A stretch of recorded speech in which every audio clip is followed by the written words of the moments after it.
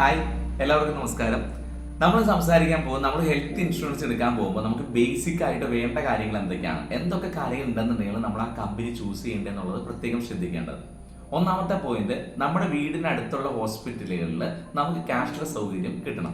Cashless സൗകര്യം എന്ന് പറഞ്ഞാൽ നമ്മൾ ഒരു കാർഡ് കാണിച്ചാലോ അല്ലെങ്കിൽ നമ്മുടെ പോളിസി നമ്പർ പറഞ്ഞാലോ പൈസ കൊടുക്കാതെ നമുക്ക് അവിടെ നിന്ന് ഡിസ്ചാർജ് ആയിട്ട് പോരാൻ പറ്റണം. റീഇംബേഴ്സ്മെന്റ് ഓപ്ഷൻ അല്ലാതെ നമുക്കത് ചെയ്യാൻ പറ്റണം. ഒന്നാമതായിട്ട് മെയിനായിട്ട് നമ്മൾ ശ്രദ്ധിക്കേണ്ട ഒരു കാര്യമാണ്. നമ്മുടെ സമ്മ ഷെയ്ഡ് 10 ലക്ഷം രൂപയാണ്. ഈ വർഷം നമുക്ക് ക്ലെയിം ഒന്നും വന്നില്ല, നമ്മുടെ ഫാമിലിയിൽ ആർക്കും ക്ലെയിം ഒന്നും വന്നില്ല.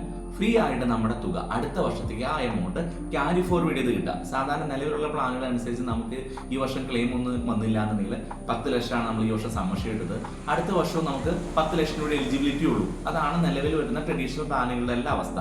പക്ഷേ ന്യൂജൻ പ്ലാനുകളിൽ ഇതിന്റെ ഏറ്റവും വലിയൊരു ഗുണം എന്ന് വെച്ച് കഴിഞ്ഞാൽ ഈ വർഷം നമുക്ക് ക്ലെയിം ഒന്നും വന്നില്ല എന്നുണ്ടെങ്കിൽ ഈ 10 ലക്ഷം രൂപ അടുത്ത വർഷത്തേക്ക് ഫ്രീ ആയിട്ട് നമുക്ക് ആഡ് ഓൺ ആയിട്ട് കിട്ടും. അപ്പോൾ നമുക്ക് അടുത്ത വർഷം ഇതേ പ്രീമിയത്തിന് 20 ലക്ഷം രൂപയുടെ പ്രൊട്ടക്ഷനോട് കൂടി നമ്മൾ മാറും.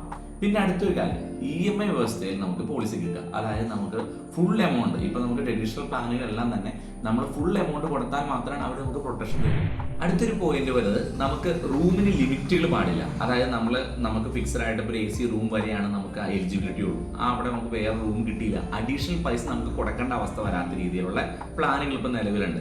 അതായത് ലിമിറ്റുകളില്ല. ഡിലക്സ് റൂം ആയിക്കോട്ടെ, AC റൂം ആയിക്കോട്ടെ, ഏത് റൂം ആയാലും നമുക്ക് ഹോസ്പിറ്റലിൽ അന്ന് അവൈലബിൾ ആയിട്ടുള്ള റൂമുകൾ നമുക്ക് കിട്ടണം. അതിനൊരു തരത്തിലുള്ള നമുക്ക് ഒരു അഡീഷണൽ എമൗണ്ട് അടയ്ക്കേണ്ടതായിട്ട് വരരുത്. അങ്ങനെ രീതിയിലുള്ള പ്ലാനുകൾ നമുക്കിപ്പോൾ അവൈലബിൾ ആണ്.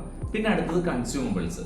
നമുക്കിപ്പോൾ കൺസ്യൂമബിൾസ് അതായത് കോട്ടൺ, സിറിഞ്ച്, അങ്ങനെയുള്ള കാര്യങ്ങൾക്കെല്ലാം നമ്മുടെ നിന്ന് വാങ്ങിക്കുന്നത് വലിയൊരു എമൗണ്ട് ആണ്. അതിൻ്റെ കൂടി ലിമിറ്റേഷൻസ് നോക്കിയിട്ട് നമുക്ക് ഏറ്റവും കുറവ് കിട്ടുന്ന പ്ലാനുകൾ നമുക്ക് ഇതിൽ ചൂസ് ചെയ്യാൻ പറ്റും.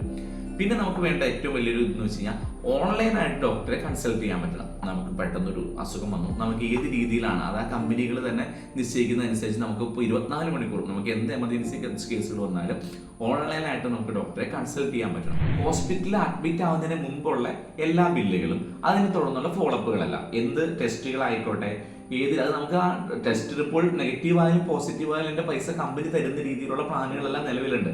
അപ്പോൾ ഈ ബേസിക് ആയിട്ടുള്ള കാര്യങ്ങളെല്ലാം നമ്മൾ മസ്റ്റായിട്ട് ശ്രദ്ധിക്കണം. അല്ലാതെ നമ്മൾ ഇൻഷുറൻസ് എടുത്ത് മാസാമാസം അവർക്ക് അല്ലെങ്കിൽ വർഷാവർഷം പൈസ കൊടുക്കാമെന്ന് മാത്രമേ ഉള്ളൂ. അതിന് തിരിച്ച് കിട്ടുന്ന ബെനിഫിറ്റുകളെ കുറിച്ച് നമ്മൾ ബോധേഡരുത്.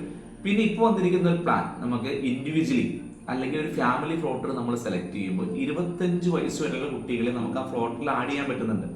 പണ്ട് 18 വയസ്സ് വരെ പറ്റിയിരുന്നുള്ളൂ. ഇപ്പോൾ നമുക്ക് 25 വയസ്സ് വരെ മിക്ക പ്ലാനുകളിലും ആ 25 വയസ്സ് വരെ ഫ്ലോട്ടറുകൾ ഇൻഡിവിജ്വലി നമ്മൾ ഒരാൾ എടുക്കുന്നതിലും, വീട്ടിൽ 4 പേരുണ്ടെന്നുണ്ടെങ്കിൽ 4 പേര് ഇൻഡിവിജ്വൽ ആയിട്ട് എടുക്കുന്നതിലും 4 പേർക്ക് ഒന്നിച്ചെടുക്കുമ്പോൾ നമ്മുടെ പ്രീമിയത്തിൽ വലിയൊരു വേരിയേഷൻ ഉണ്ടാവും. വളരെ കുറഞ്ഞ പ്രീമിയത്തിൽ നമുക്കത് കിട്ടും.